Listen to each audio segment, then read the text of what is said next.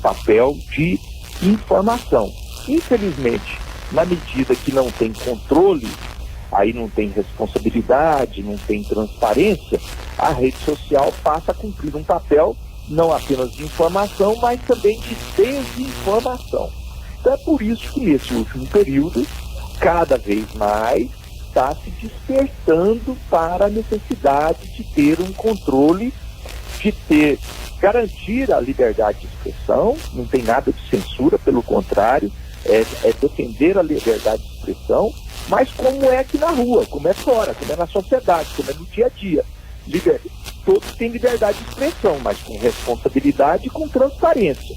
Então, a partir de que esse projeto foi apresentado lá em 2020, essa ideia ela está sendo amadurecida, né, lentamente, e eu, na minha visão, chegou a hora e mais pessoas e segmentos importantes da sociedade já começam a perceber que realmente não podemos deixar do jeito que está, porque o jeito que está, a rede social é como se fosse uma terra sem lei.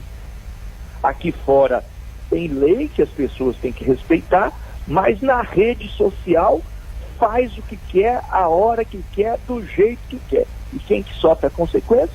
As famílias, né? A influência para a nossa juventude, os nossos adolescentes, as nossas crianças, e isso tem consequência na sociedade. É por isso que foi apresentado lá em 2020, mas está amadurecendo. E eu vejo que agora nós estamos criando as condições para que esse projeto seja aprovado e as redes sociais, elas tenham que cumprir a lei também, como qualquer cidadão e cidadã tem que cumprir a lei. Certo. Foi ventilado que o Google estaria impulsionando textos contra o projeto de lei SPL das fake news. Isso é verídico? O senhor tem alguma informação a respeito? Ah, sim, né? Isso está comprovado. O pessoal das pesquisas aí na rede social, na última semana, demonstrou essa tentativa de interferência das plataformas, e você citou uma delas, que é o Google, mas não apenas ela, mas outras plataformas também, tentaram influenciar o debate, a discussão, impulsionando as posições contrárias ao projeto de lei, né? E bloqueando os posicionamentos de quem era a favor. Então isso mostra, é mais uma demonstração que não pode ser desse jeito, né? Que as plataformas não podem ter esse poder de poder influenciar, inclusive, no que divulga, o que não divulga. Então, é preciso ter lei. Repito, não há nenhum interesse, a ideia, pelo contrário, é garantir a livre expressão. Tem nada de mordaça e nada de censura. O que nós queremos é livre expressão, mas com responsabilidade, com regramento e com transparência. É isso que a lei deve nortear para valer para todos. Certo. Fico pensando, deputado, as principais redes sociais hoje aqui, não só no Brasil, mas falando de Brasil, que é Facebook, que é Instagram, por exemplo, elas são de uma empresa internacional. E essas empresas, quando elas entram para o país, elas não deveriam seguir as leis brasileiras? Com toda certeza. A questão é que, como é uma coisa nova, a rede social ainda é uma coisa recente, ainda não foi feita uma lei específica para poder fazer a responsabilidade destas plataformas. No mundo também, essa é uma coisa recente. Alguns países já têm esse regramento, alguns países já começaram a regulamentar, mas outros ainda não têm. Então, esse é fruto da modernidade mesmo. O mundo vai modificando, vai mudando rapidamente, a legislação, ela também tem que ir acompanhando as mudanças. O fato é que essas plataformas, elas chegaram nos países, mas não existe ainda no país uma regra, uma lei para que elas tenham que seguir. Então é isso que nós estamos criando. Uma legislação onde elas também sejam responsáveis por aquilo que é divulgado nas suas plataformas, seja responsabilizado também. Então, com isso, elas terão um trabalho a mais. Qual que é o trabalho a mais que elas terão? Elas têm lá as pessoas que participam na sua plataforma, milhões de pessoas que participam lá, e hoje elas participam assim.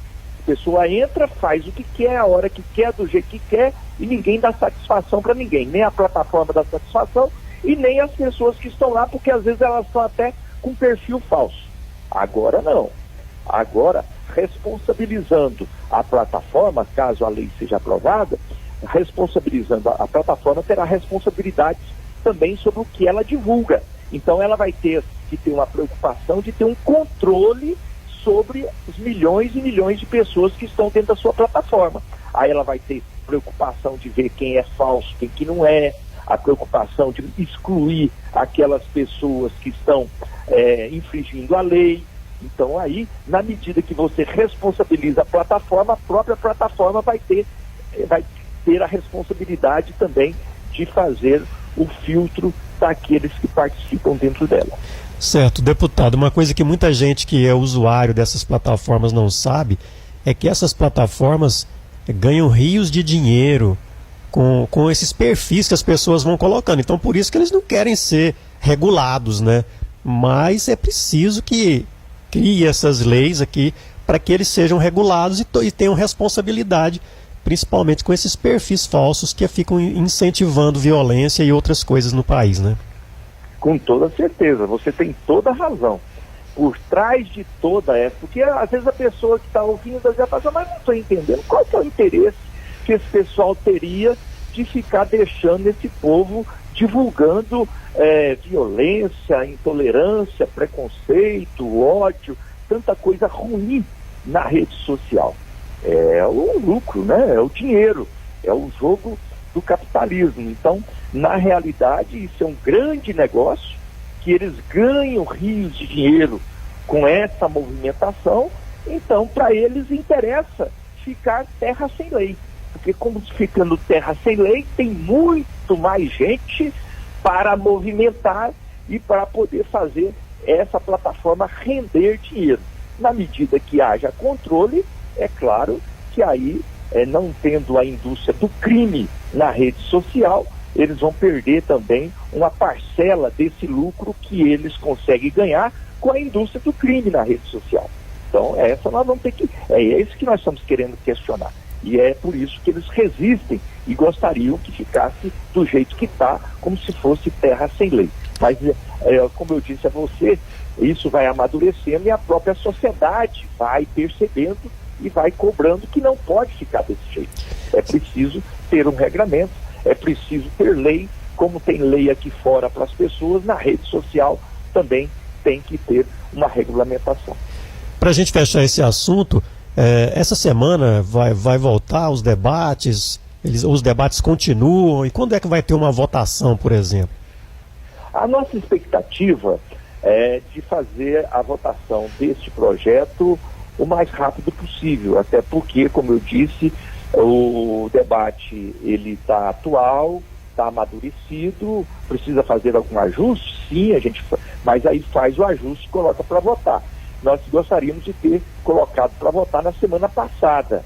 Então, já estava, entrou em pauta, foi feito o debate, mas até por conta das divergências, de algumas sugestões que apareceram de última hora para tentar fazer uma composição entre aqueles que estavam fazendo o debate, houve o bom senso de retirar o projeto de pauta para poder fazer esses ajustes. A minha expectativa é que a partir de amanhã esse projeto já possa voltar para a pauta, já com os ajustes feitos e em condição de ser votado novamente. Certo, falando de governo federal, tem uma proposta que é o arcabouço fiscal. Ele já chegou no Congresso ou vai chegar essa semana? Não, esse projeto, essa é uma outra discussão muito importante, que é a discussão das regras fiscais para nós podermos preparar a reforma tributária. Reforma tributária, a gente fala muito, todo ano fala, precisa fazer reforma, virou até moda, né? Falar, Não, quando está com problema, é porque não faz a reforma, é porque precisa fazer a reforma. Mas é verdade, as leis precisam ser modificadas porque o mundo muda rapidamente e você tem que ir ajustando a legislação. E a legislação tributária do Brasil, ela precisa ser ajustada. Por quê? Porque hoje, infelizmente, a legislação tributária, ela é uma legislação que penaliza mais aquele que ganha menos. Hoje, nós precisamos fazer, e esse é o desafio, fazer uma reforma tributária que ela traga justiça fiscal. Traga o quê? Fazer com que quem ganha mais pague mais imposto, quem ganhe menos pague menos imposto e, eventualmente, às vezes, nem pague imposto. Essa é a visão do governo atual, do governo Lula. Inclusive, na semana passada, o presidente Lula confirmou que as pessoas até 2 salários mínimos, que ganham até 2 salários mínimos, não vão pagar o imposto de renda. E quem ganha mais do que 2 salários mínimos, vão pagar o imposto de renda só a partir do valor de 2.640. Então, isso é um grande ganho que já começa a fazer justiça fiscal, mas é pouco. O presidente Lula, inclusive, fez o compromisso que até o final do governo dele, quem ganha até R$5.000 não vai pagar o imposto de renda. Já é uma forma de fazer justiça. Mas a reforma tributária, ela precisa fazer mais do que isso. E é isso que você falou, que nós estamos preparando. Esse projeto de lei das regras fiscais, que é esse do arcabouço fiscal, ele já está na Câmara, já tem um relator, ele já está trabalhando essa discussão, e nós queremos ainda nesse mês de maio, fazer a votação dele na Câmara dos Deputados. E a expectativa é que aí até o mês de julho nós tenhamos condição de fazer a discussão e a votação também da reforma tributária para criar as condições para reaquecer a economia brasileira, para trazer novos investimentos, dessa forma tentar gerar mais emprego, e gerando mais emprego poder gerar mais renda, e as famílias tendo mais renda, ver a sua vida melhorar na prática, no dia a dia, dentro da sua casa. Certo. Existe muita gente que fala que deveria ter uma taxação maior para as grandes fortunas, e acaba que no Brasil parece que tudo é equilibrado, tanto pessoas mais pobres como pessoas mais ricas pagam impostos iguais. O que o senhor pensa disso? Eu acho importante, né? Aquilo que eu disse, quem ganha mais tem que pagar mais, quem ganha menos tem que pagar menos, eventualmente nem pagar. Agora, a questão é que quando você fala nisso, que tem que taxar as grandes fortunas, eu já participei de muito debate, e eu chego num lugar lá e falo assim, tem que taxar as grandes fortunas, aí a pessoa levanta lá e fala assim, não, eu sou contra, porque isso aí o governo está querendo explorar. Aí a gente pergunta para a pessoa, fala assim, mas você ganha quanto? Você tem alguma fortuna? Você tem alguma herança? Aí a pessoa fala, não, eu não. Quer dizer, ela não percebe, às vezes, e ela fica com a impressão que quando fala em taxar a grande fortuna, está pensando que vai taxar ele, porque ele ganha, né, um salário maior, ou porque ele conseguiu uma herança de uma casa, de uma terrinha que o pai ou a mãe deixou, as coisas assim que a pessoa às vezes não entende. Mas não é disso que nós estamos falando. O que nós estamos falando de grande fortuna é grande fortuna mesmo, né? É de 10 milhões para frente, que tenha já no sistema financeiro, nas contas, no patrimônio. E essas pessoas, não é que elas vão abrir mão do patrimônio delas, não, elas vão pagar uma taxa. Vão pagar uma taxa sobre aquilo que elas têm a mais do que as outras pessoas. Até para quê? Para que com esse dinheiro a gente possa fazer política pública para atender quem precisa, na área da saúde, na área da educação, no apoio ao pequeno produtor, na ação social, no apoio à política das mulheres, da juventude. Agora, para isso, esse recurso vai ser muito importante. Então, a reforma tributária, ela pode vir para isso também, para poder garantir uma contribuição financeira daqueles que ganham mais ou daqueles que têm um patrimônio bem maior do que a maioria da população. Certo. Para fechar a nossa conversa, fala um pouco mais aí do mandato do senhor, tanto na Câmara Federal com respeito ao estado de Goiás? Tem alguma novidade? Olha, eu diria para você que nosso mandato de deputado federal, ele tem sido um mandato municipalista.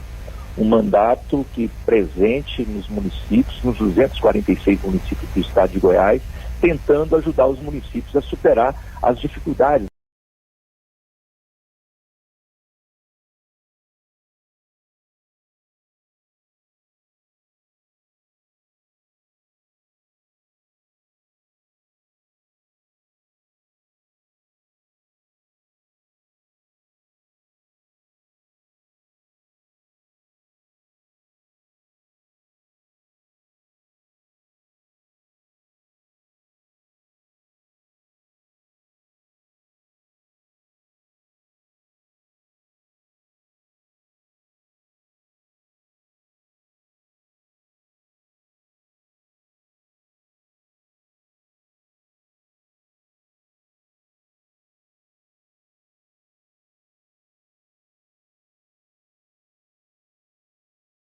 Trabalho de deputado federal. Por quê?